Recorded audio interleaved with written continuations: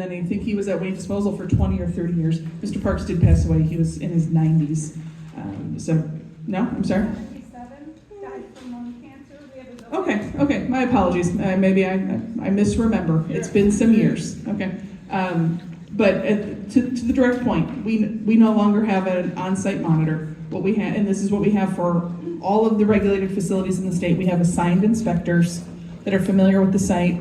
We're required by law to inspect the facility at least 4 times a year, unannounced inspections. That's what's required by law, and that's what we do. Todd inspects that facility at least 4 times a year. All right, you got one more follow-up? Familiar with that, the policy you cited, so I don't know if Tracy can add to that in a moment, and anybody else that can add to the lawsuit. I do want to clarify that the department's not a named party in the lawsuit, right? I understand the point that you make that the department was subpoenaed to testify. That's the fact, okay? Court subpoenaed to testify. That was what was required, all right? So what happens as part of that lawsuit and the way that happens, we're going to let the judges decide that, right? That's not Eagle's determination, and based on the outcome of that, we're going to let them do their jobs, right? That's the judge's job. And so I totally hear the comment and understand the concern. Appreciate the fact that you guys came tonight. Tracy, do you want to address the policy? And then I'm going to go this gentleman in the white shirt's been waiting a while, and then I got you right here next, okay?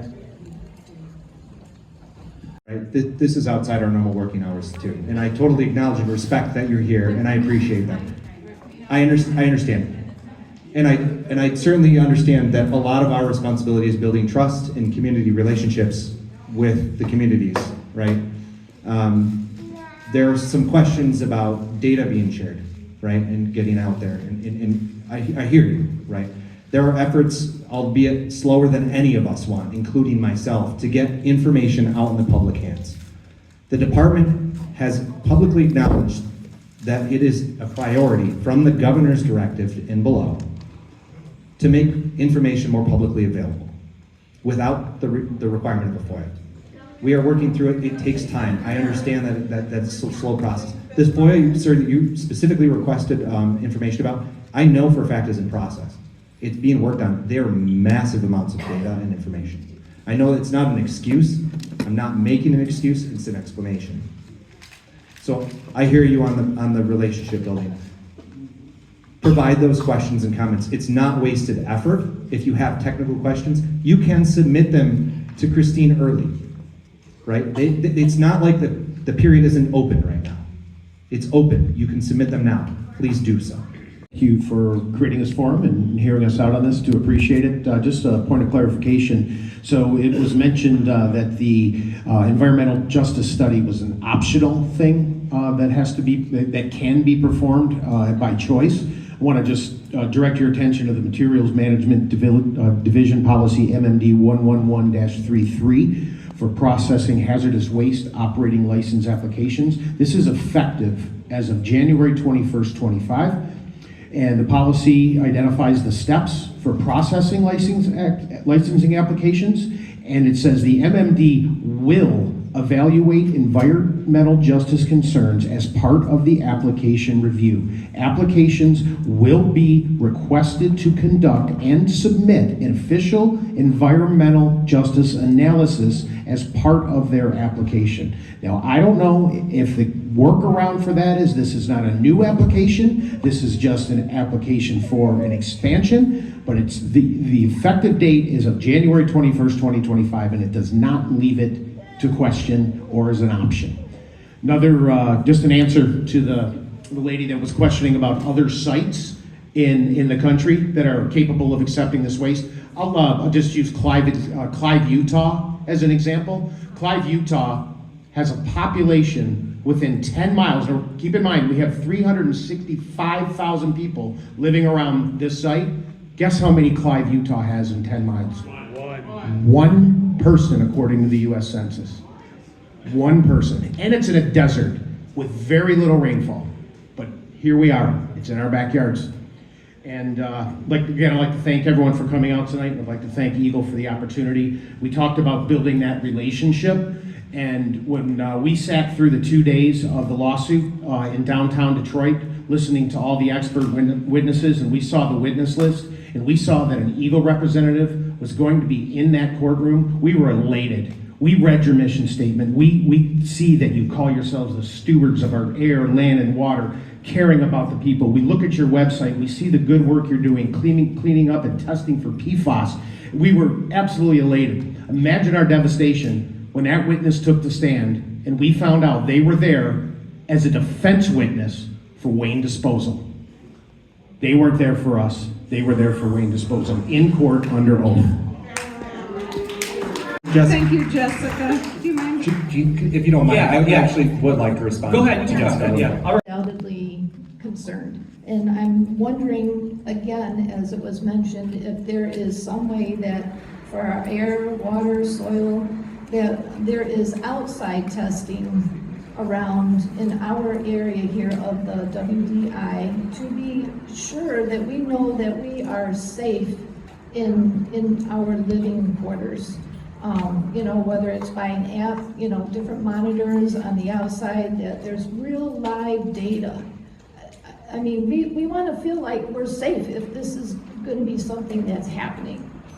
And also, are you aware that there were 4 wells that Buren Township had created for testing?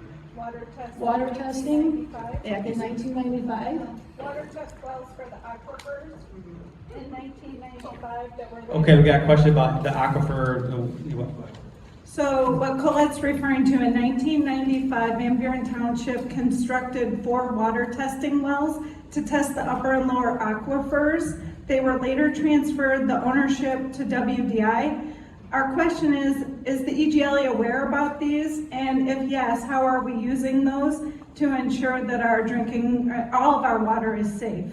So were we aware of them, yes or no?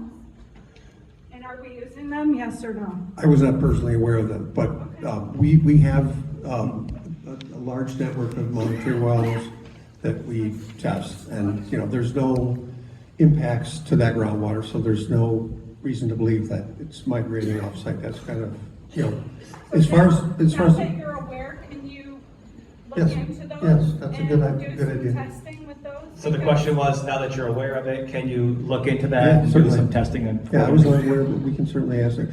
But the other question that that you had about off-site testing, I mean, again, we have a large network of testing on soil and surface water and groundwater and leachate and leak detection. So none of those show any potential impact. So you know that it's hard to say it's getting off-site if it's not closer to the source. I mean, so we were looking where closer to the landfill and not finding any issues.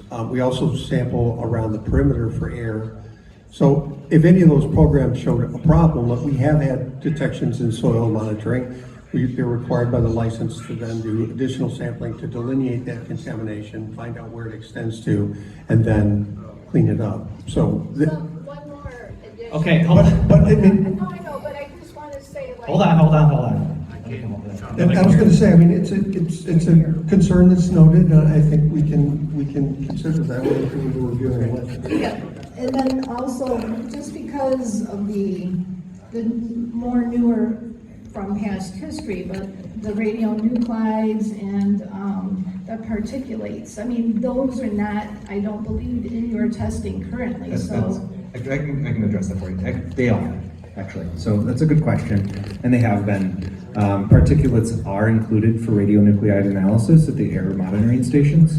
Okay, and I wanted to address a little bit of your other piece of the question, which is real-time monitoring data.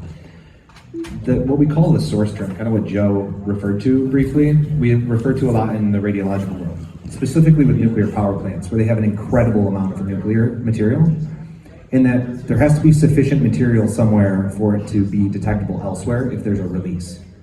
There isn't sufficient source term and technology in place to have real-time monitoring for this type of facility. So we have to utilize collection tools, essentially air pumps, and we have to send those samples back to a lab for analysis, where the detection capabilities are much more sensitive. There isn't necessarily real-time monitoring data that is at the sensitivity level that we're looking at here, which is much, much lower, right? The real-time monitoring instrumentation that's used in facilities are for like stack emissions of nuclear power plants, maybe a rad production facility, like a radio pharmacy, right, from what I came from. Those are a little bit different type of detector, and they're also looking at for much higher magnitudes of radiological material. Okay.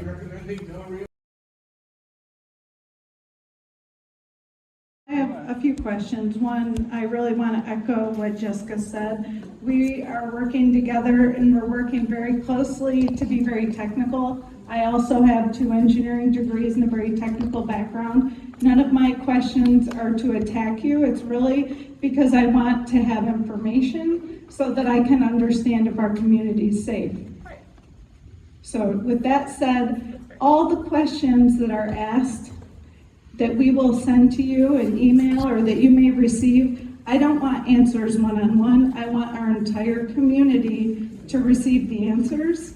And that was part of my concern when I wrote you, Christine, about having this format. It would have been more appropriate at the end, after the people had the information, to ask questions and allow us the opportunity to get the information out there first.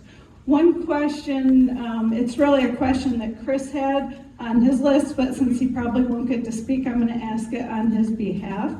Is the NPDES permit MI 56413 that discharges from Wayne Disposal to Pork Drain, which drains the east and west Pork Drain into the lake in which many of us in this room live? We have a very serious question that we want to ask you. Does that permit require radionuclide treatment and testing? Really, yes or no? Yeah, no, the NIPT's permit, to my knowledge, does not have any radiological testing requirements right now. That's my understanding as well. So I have a 9-year-old. I've lived on the lake for more than 20 years. I was made aware last August about this situation. For 10 months, Jessica, Chris, myself, and 1,000 people in our group have been doing a lot of research, and we have a lot of concern about that point, because our children are living and swimming and surfing and tubing and all the recreational things in this lake. So we deserve, as a community, to have the data on a real-time basis. Like when I travel to Shanghai for work, there's an app on your phone. It tells you real time about the air quality, and when it's unsafe, it provides alerts. We're in the United States. We have to live next to this very top 5 dangerous landfill. We deserve to have that level of data about the air we're breathing and the lake that our children are swimming in. So I do have some very technical, simple yes/no questions. So is EGLE familiar with the T-norm disposal white paper?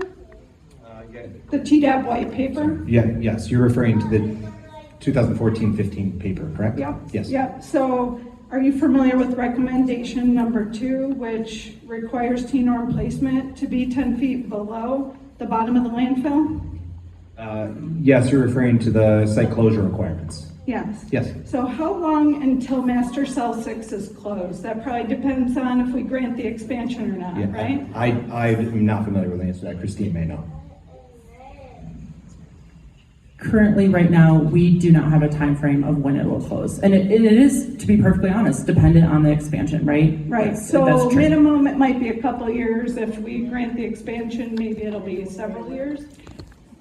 Possibly, right. I cannot comment on that's a business thing for them, but yes, Yep. you're correct. Okay, It's I'm today just or trying to get a whatever. time frame. I don't Yep. know if it's weeks or months or years, so we're talking years. Right. So is it safe to say that during the daily operation of the landfill, when Master Cell 6 is not closed, it's active like it will be for the next several years, that radon can escape into the air? Yes, and as a matter of fact, that is evaluated in the TDAP and the 1999 DOE study. Yeah. They evaluate operations and site closure requirements. Yep, so in the evenings, I understand that you put a cover So can you describe what that cover is? I'm not a landfill, I'll defer that. Okay, yeah, I just want to clarify what that is. So on the poster board over there, there's pictures of the temporary cover, which is the green sheeting that you see from the freeway. That's an engineered geosynthetic cover, like similar to the liner, but it's basically a cover. And then there's also a temporary, or not a temporary cover, a daily cover Yeah. that they spray on. And the way I kind of describe it to people, it's kind of like when they spray hydro seed and they coat the lawn on the freeway when they're trying to make grass grow. It's basically material they spray on, and it coats the active area at the end of the day to prevent erosion and wind, so they're not removing particulates from the landfill. So with that cover during the evening, is it also plausible to say that some radon escapes probably less than during the day when it's wide open? But you put this temporary cover, it's not the 10 feet recommended by the white paper, but you do get some radon exposure when it's closed in the evening as well, right? I think I'll address where you're leading with this, which is Well, what's. no, I want to just ask the questions, because I want to, I think we have Got a an lot of people exercise back here, time. got a lot of questions, so. There's, it's yes or no? Yes? Yes or no? Yeah, I mean, All right, go ahead. Well, okay, go ahead. so is it plausible to say that yes, some radon escapes at night? yeah, as it's well as plausible that the daily cover? mechanism for radon to emanate through the landfill without a non-T-norm contaminated layer is a higher possibility, yeah. Okay, so what testing is done? That's where I'm leading. I want to That's what I was understand gonna how answer. you test. Can you tell me, do you do radon flux testing? Do you do testing at the perimeter? Do you do both? It's a great question. And so there are a couple things that have been done.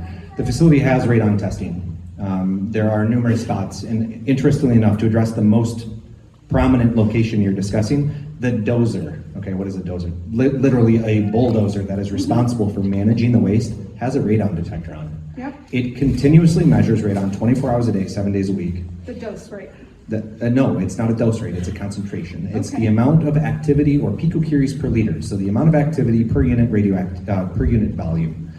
And that is reported in picocuries per liter. Okay, The annual outdoor average, outdoor, not in your home, is approximately 0.4. the ambient in the area? Correctly. What was the number? 0.4, 0.4. Okay, The facility's highest reported value for all of their radon numbers, and that's not the only location, but that's the highest potential, right? It's the closest to the material, has been 0.41. that's from the dozer or From the from the dozer. perimeter? No, I'll have to go back and I'll double check these numbers because these are off memory, so I don't have that Okay. detail immediately in front of me. So I'm happy to look into that in more detail for you, but they're not above what we would even see in ambient radon levels. So these are monitored, and there are numerous locations. It's not just the dozer, actually both back ends of the Michigan disposal, the treatment facility, the perimeter has radon monitors, and again, the dozer does. So when you take the measurements at the perimeter, do you take it at varying heights, or at what height is that measurement taken? That's a fantastic question. I'd have to actually look into that specific detail for you. And do you record the meteorological data each time you take a reading for the radon? So there's not, in environmental monitoring for radon, especially outdoors, the met data is not necessarily critical for that because it's a continuous monitor. It's collecting data 24 hours a day. So it's a component that's put in place and then it's sent to a lab for evaluation. Okay, so based on the research and my technical knowledge, that the wind could definitely impact the measurements of radon, and also the height, because it's a noble gas, it sinks low to the ground. So if you're taking the measurement here, it would be different than if it were down here. So I just want to understand that, and I think that I would request that the EGLA require that. I would like to understand at different gradients what measurements you're receiving. So do we do a radon flux measurement similar to EPA method 115? No, that's an interesting question, right? So the flux method, which is actually a completely different unit, it has to do with the amount of radon that's emanating through a landfill. Is not something I can speak to immediately right now. we can look into it more for you. That's typically talked about in what are called umtrica sites. And you're gonna be like, what in the world is an umtrica, right? Uranium mill tailing sites. Those are sites that have much higher concentrations of radon. There are many studies that look at the radon emanation rate. We use those as a comparison information to understand the potential for this site. And the concentrations of disposal for this particular site are many times lower than these uncovered umtrica sites. Okay, my Okay, next. one more, right? So I'm gonna ask two more questions. So one is, does the EGLE have any data or any studies related to looking at the radon levels in our home since Wayne Disposal started accepting T-norm in 2006 and then bootstrap T-norm in 2017? What studies have been conducted? Because I did speak with a nuclear scientist, and this person explained to me that we should be concerned about radon levels increasing in our home as we add more and more T-norm to this landfill. Fabulous question. Totally understand that and get the concern, right? So I'll do my best to explain it quickly.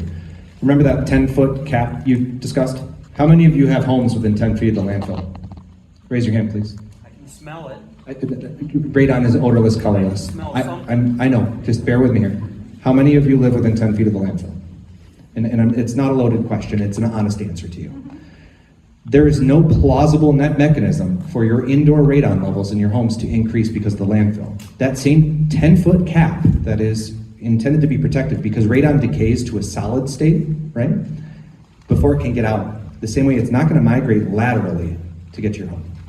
Okay? So to answer your question, we have numerous indoor radon numbers statewide, but not specific. We under my program is also the indoor radon program, okay?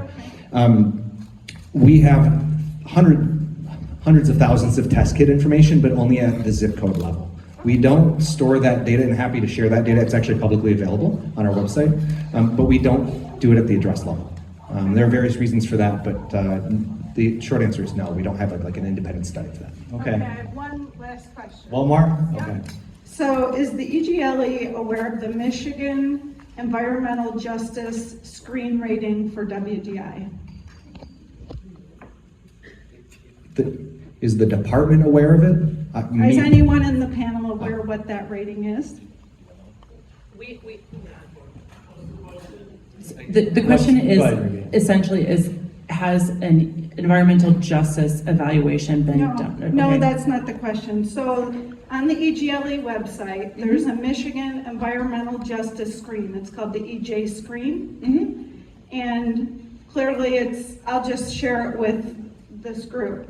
So according to this environmental justice screen, WDI is rated in the 98th percentile for cumulative environment impacts, which means it is 2%, the top 2% burdened in terms of pollution and environmental stressors, including air quality, proximity to hazardous waste, traffic density, and socioeconomic vulnerability, including income and race-based disparities.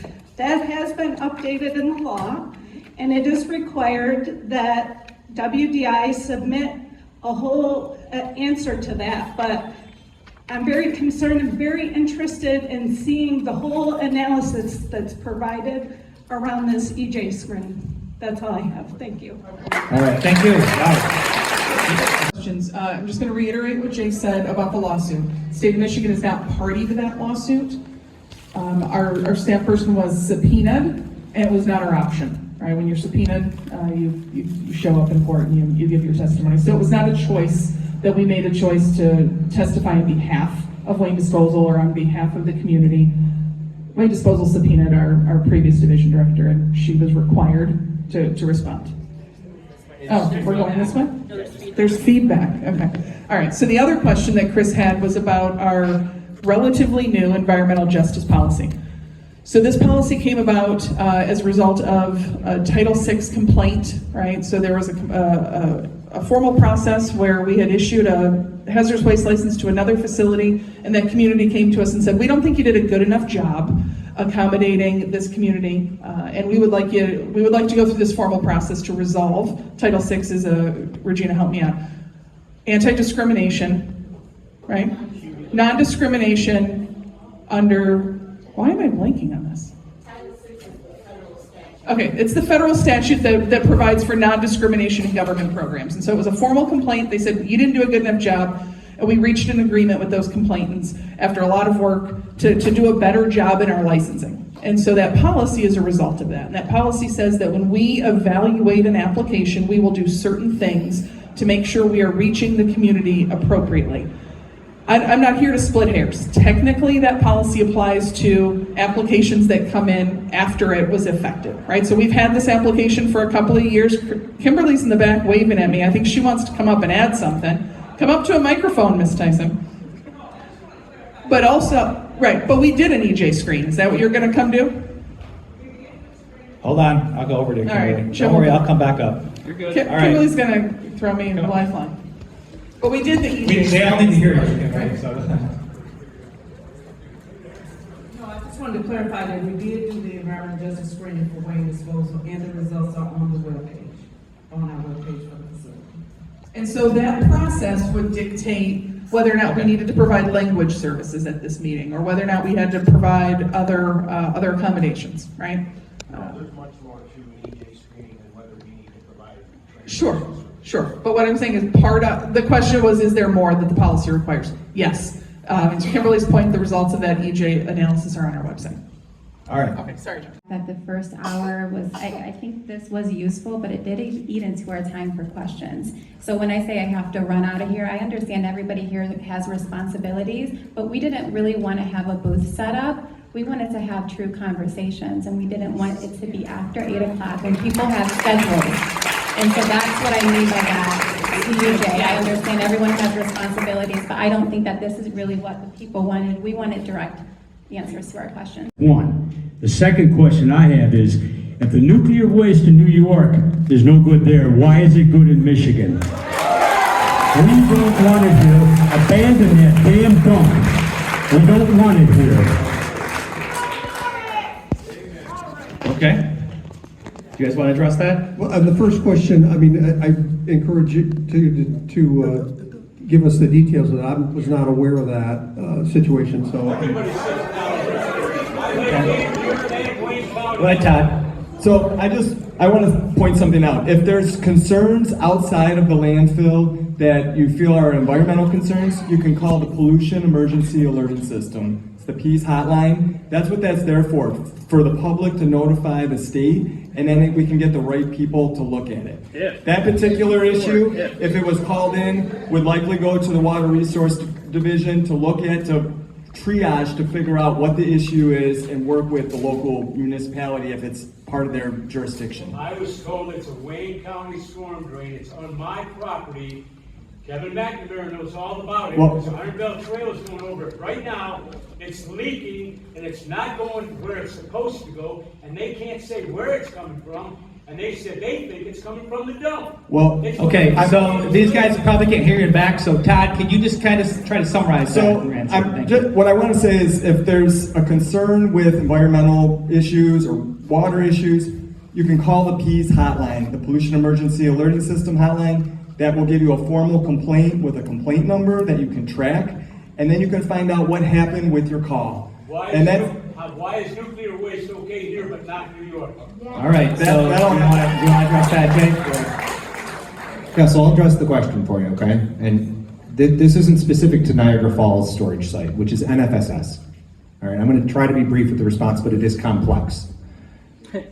Right, so the material that's coming here is categorized is TNOR, technologically enhanced naturally occurring radioactive material. That's what's been proposed.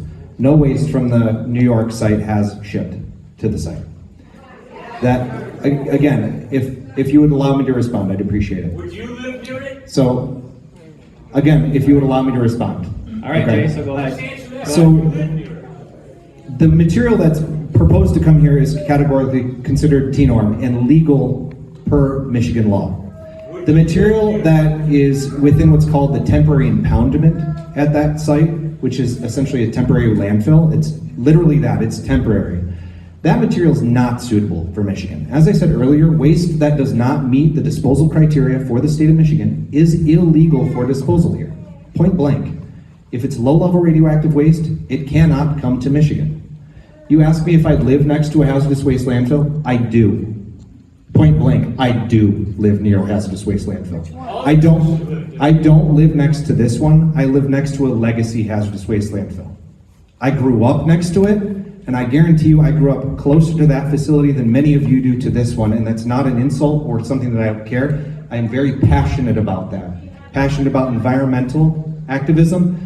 It is relatable. We have friends, we have family members, we have colleagues that live in this community, so we do care.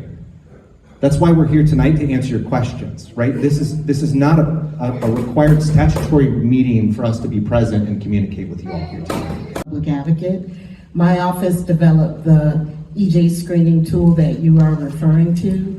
And at this point, I appreciate the fact that you've used the tool, you've used it exactly for what we want people to use it for, and have a better assessment of what their communities face. At this time, and I know Tracy probably or Christine know more about the regulatory framework for how they judge this. Right now, although we can provide you with all of that information, to my best knowledge, the law itself has not required that at this point. It is an optional part of that process. But I do appreciate and want you all to know that if you want to take a look at that, if you go to michigan.gov/environmental justice, you can access the tool. Less than thrilled. So I talked with Steve Rogers, quality guy, right there, I think. And I talked with Tiffany Johnson and her boss, Phil Rycroft. And I said that the landfill accepts 700 different waste codes. And so what are you designing your landfill to? What are the test criteria? What are the pass-fail criteria? And they pointed to each other that I don't know, that guy knows. So that kind of left me like really concerned that your scientists here today don't know these answers. You have said continuously, oh, we're gonna have to look them up and come back. This thing is gonna last longer than the pyramids. You do understand that, right? 500-year test is not good enough. And somebody puts a basement in the 10-foot cap right there from Jay just mentioned, that farmer is not gonna live very long. So that, again, is very concerning. So my question is, how is EGLE actually qualified to be answering these questions when they can't answer us here today? Do you want to let him address that one really quick? Go ahead. I'll address, again, when I'm speaking about the radiological constituents, right? So I'm not talking about it because we do have, lanes of expertise. I am not a landfill engineer, right? So we rely on research. We rely on research that have been conducted by experts. There's a TDAP. That advisory panel is a panel of experts, not just state government. So we don't do this job alone. And we also don't always have the answer immediately at the top of our heads. And I apologize that we don't always have that for you all. What we can do is look them up and provide you answers when we have them and have the opportunity to research them. Look, we plan the best we darn can. I'm gonna be frank with you. We tried to anticipate many of the questions you all have brought to us. And we tried to have the answers for you so that we could address them immediately today. And so if there's some of them when we haven't, then bring those to us so that we have an opportunity to provide you a very thorough and very accurate answer. And I will let the rest of the panel address the rest of it, because again, I'm only referring to the rad part. Yeah, he's got a quick follow-up. So this is the issue for me, is that we live here, we're invested in this. For you guys, it's just a day job full of check boxes. So this is very, very concerning. And then you guys waited until the news crew left before you came and asked the experts here who've actually done the homework on the TDAP, as well as looked at all the codes and had various very good questions. So this was just uncalled for, and just as Jessica said before leaving, that this wasn't a good forum for you guys, especially the fact that you have to protect us, and instead you're taking the side to protect WDI instead. Okay, thank you. And this gentleman up here had another question. Front row, all right, you got a question. Okay, so I have a couple of questions. I know there's a point with the public comments period that the questions we ask need to be relevant to be taken into consideration. Is that this meeting or is that the next meeting? And you just say yes or no, because I don't want to waste any time. It's not this meeting, right? Sorry. Is this the official public comment meeting? No, this is not the official public comment. So then I'm going to shift my whole plan, because I had a list of serious questions that we put a lot of thought into. And I just want to express, since we have another moment for this, the real life situations that we as the community are going through. And I'd like to get your feedback on that. I have, as you guys know, I have 4 children. I've shared my story plenty of times. And I feel like I don't have the relationship with Eagle at this time that we deserve. A situation is recognized right now where we know that there's people that have a lot of questions up front. You know who are the ones who are doing all the research, but yet you waited until after 8 o'clock. I want you to know that my husband is not home. I have my 15-year-old watching my other 3 children. And so I'm committed to go back over there and make sure someone's gonna be there, and my mother-in-law is going to be there to watch the kids, and I can't stay until 9 o'clock.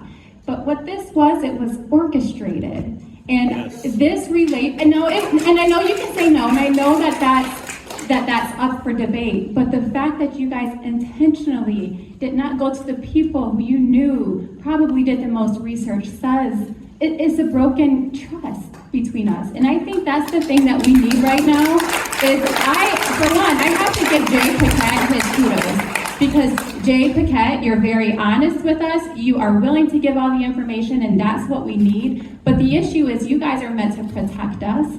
In every conversation that we had, you've defended WDI. We have not been able to get a true opinion out of you. So if we're going to build this relationship in moments like this, there needs to be some sort of empathy. There needs to be some sort of understanding and honesty, instead of being so afraid of breaking the profit chain from this organization that you're not going to have a real conversation with us. So here I am. We spent a ton of time preparing these questions. I can't even ask them because the time ran out. And I had literally said to all of the people who prepared questions, I don't think I'm going to be able to ask him. Let's expect the unexpected, and I hope I'm not right, but you guys actually did exactly what we talked about you guys might do. And so again, a lot of this feels orchestrated. I want to work towards a relationship, but at this point, I think it's really going to take you guys showing more empathy, being more open, and not being so hard. And I understand we have a hard group of people right here, but you guys know the reason why. There's a school located right next to this facility. We have the same concerns. And so I ask, before I run out of here to go get to my kids, that you guys just approach this differently, because we're not going away now that we know.